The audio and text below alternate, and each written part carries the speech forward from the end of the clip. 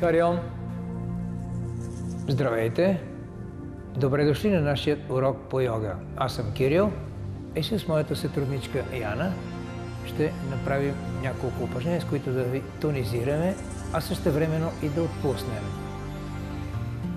Първото упражнение, с което ще започнем, е поза, в която се намира Яна. Това е Ваджрасана.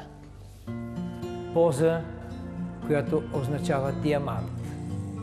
И така както диаманта е най-твърдото вещество, което реже стомана, така ние придобиваме тази твърдост на диаманта. Има и още едно значение – мълния. Концентрираната енергия на мълнията, по този начин ние в себе си. Това не е поза за почивка, която ние използваме. Това е поза, в която усилваме енергиите в таза, в корема, разтворен е гръдния кош и дишаме свободно и леко.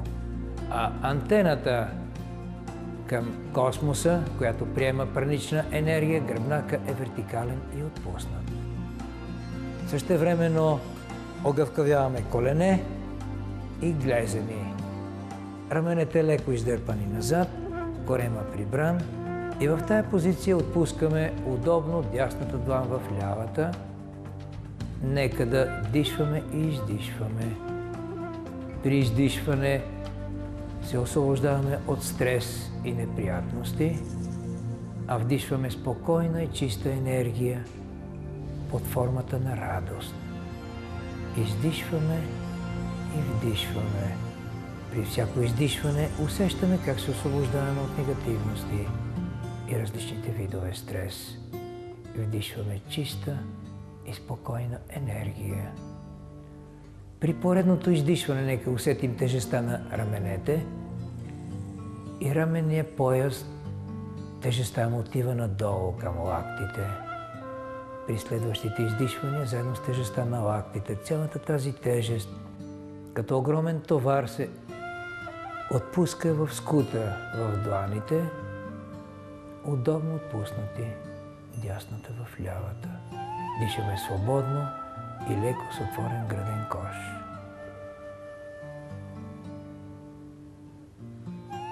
Това е една от четирите най-важни пози в йога. Един вариант на Ваджрасана – леко разтваряме краката си и сядаме между тях, между ходилата. Позата на блаженство. Нека хванем пръстите, палците и така съвсем леко раменете отиват издърпани назад. Разликата е малка, но според мъдреците на Индия в тази поза, в този вариант на Ваджрасана е възможно да постигнем блаженство. Нека да опитаме. Може би личното блаженство ще постигнем по този начин. Отпускаме клепачите надолу. Автоматично влиянието на външните шумове, всички дразнения отминават. Ние насочваме вниманието навътре към себе си и започваме да усещаме вътрешната тишина.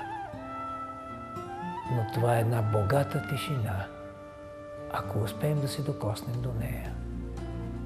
Излизаме от позата. Отпускаме краката напред. Може да настрани. Една проста поза, наречена Дандасана. Краката изпънати и отпуснати. Ръцете са отстрани на седалището. Не се повдигаме, а само изпъваме гръбначния стълб нагоре. Прешлен по прешлен, бавно. Усещаме отдолу нагоре как повдигаме прешлените и леко ги раздалечаваме. А раздалечените прешлени показват отличен здравен статус. Гръдният кош отново е отворен, дишаме свободно и леко. Дандасана, поза на жезъл.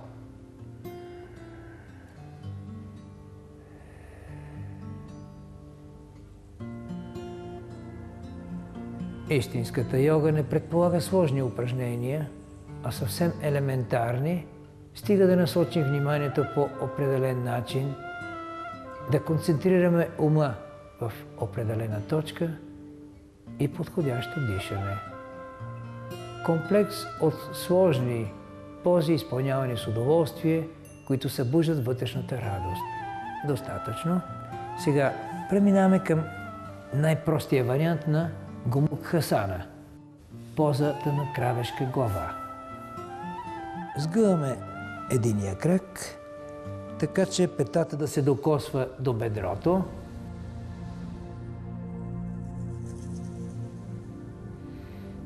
А така както сме с изправен гръбнак, бавно издишвайки се отпускаме. Усетим ли опъване, спираме. Отпускаме под коляното сухожилие, навеждаме леко главата, за да сме в линия. Усещането за прав гръбнак. Вдишваме и издишваме дълбоко и спокойно. Обикновено между петото и 10-то дишане усещаме отпускане на опънатите части, в случая най-силно опъването на подколяното сухожилие. И когато усетим този импулс, отпускаме още малко напред. Наново изчакваме механизма за адаптация да сработи. Не бързаме. Идеята ни е да потънем в себе си. Наблюдаваме тялото си точно както учен изучава предмета на своята дейност. В случая това е нашето тяло. Отпускаме още малко и така постепенно, докато успеем да сложим челото върху коляното. Ние не го надигаме нагоре, а то е отпуснато. Идеята на Гомукхасана е колкото може коленете са близо едно до друго. И така сега сме с чело отпуснато на коляното. 2-3 вдишвания. След това опитваме да отпуснем носа. Отново. После устните, брадичката. И може да успеем да отпуснем изцяло гърдите върху бедрото. Евентуално брадичка да мине от другата страна на коляното. Но това са подробности, които са без особено значение. Важното, че ние изпълняваме едно движение, потънали своите усещания. И в крайна сметка отпускаме, за да усетим, че в нас протича енергия. Бавно излизаме от позата.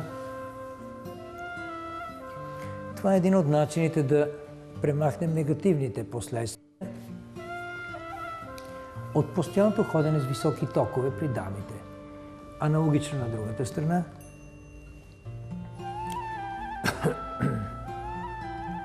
Отново ръката придържа ходилото. Бавно издишвайки се отпускаме. Опитваме чело, носа, устни, брадичка, докато постигнем пълното отпускане.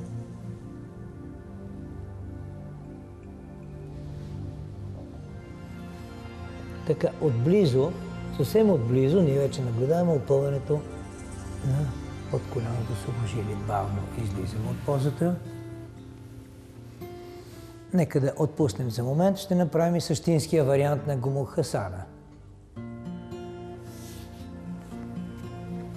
Позата кравешка глава, Гомукхасана, се препоръчва при безсъние, огъвкавява колене, глезени, разтваря гръдния кош и насочва вниманието към дихателния процес, ако никъде не ни опъва силно. Сядаме върху петата, още по-точно ануса върху петата. Опитваме да доближим петата максимално до бедрото. Първия вариант, наречен герой в почивка.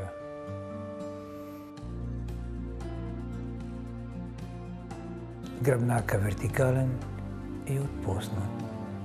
Нека усетим удоволствие в тази поза. Пълнота и единство със себе си. Идеалният вариант е, ако коленете са близо едно до друго и ние сме отпуснати. Наблюдавате местата, където има опъване. Това значи, че там има повече токсини или просто сме стегнали тези места. Насочваме вниманието си към местата, където са опънати, получава се отпускане и вече дискомфорта намалява. Сега хващаме ръцете зад гърба. Ръката, чието коляно е отгоре, също минава отгоре.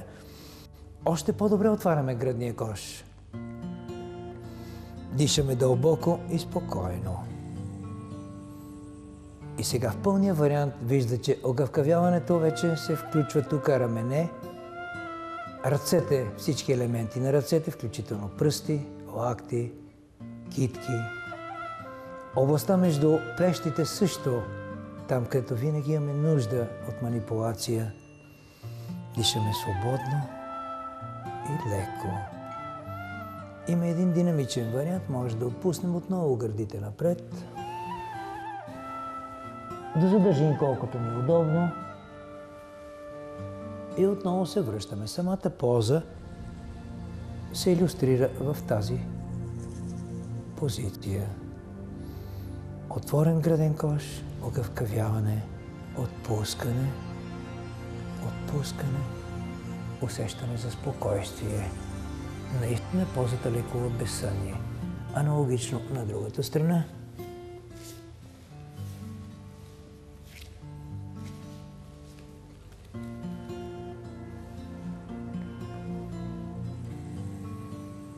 И така, герой в почивка, нека се отпуснем, като човек се бори със себе си известно време, преодолявайки някои негативни усещания. Удоволствие да се отпуснем в такава поза на почивка. Усещаме се като герой наистина в почивка. И същинския вариант на позата.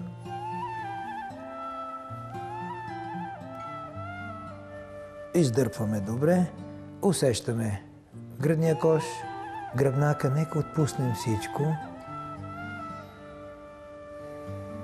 Дишаме свободно и леко изпълвайки дробовете до край. И един още по-напрегнат вариант, макар между начинаещите да има хора, които са по-гъвкави, може да опитаме долния крак да протегнем в страни и така седалището е на пода между ходилата. Това е, че опъването на бедрата и на ханшовете е по-силно, но ги поддържаме в перфектно състояние. Освобождаваме се от излишъци, ако има такива, и може отново да отпуснем напред. Едно единение със себе си, а йога е единение. Гърдите са отпуснати върху бедрото. Бавно отпускаме. И може да релаксираме на гръб. Сега сме събудили в себе си. Усещаме мускулна радост, всичко в нас се отпуска. Клетките, които сме опънали, се радват. И тази радост по най-естествен начин постъпва в нас. И йога наистина е извор на радост. Достатъчно. Сега издишваме, поемаме въздух, докъдето стигне. Най-важното е кракът да бъде напълно изпънат в коляното. И на второ място, евентуално, може да стигне до прав ъгъл. И така, концентрираме вниманието си в пъпа, може да поставите ръката си на пъпа и направете 3 вдишвания и издишвания през пъпа. Коремно, диафрагмално дишане. Пъпът се повдига и отпуска. Най-ефективното дишане е коремното. Разбира се, колкото по-близо крака е до правия ъгъл, толкова ни е по-лесно. След тези 3 вдишвания и издишвания, бавно отпускаме крака. Може да сравним усещанията си в двете части на тялото. По същия начин и левия крак. Бавно, обаче бавно повдигаме крака. Установяваме, че е напълно изпънат. Отново 3 вдишвания. Когато започне да трепери крака, ние приключваме. отпускаме позата и релаксираме. С това нашия кратък комплекс завърши. Надявам се, че ще изпитате удоволствието и магията на йога. Хари Ом!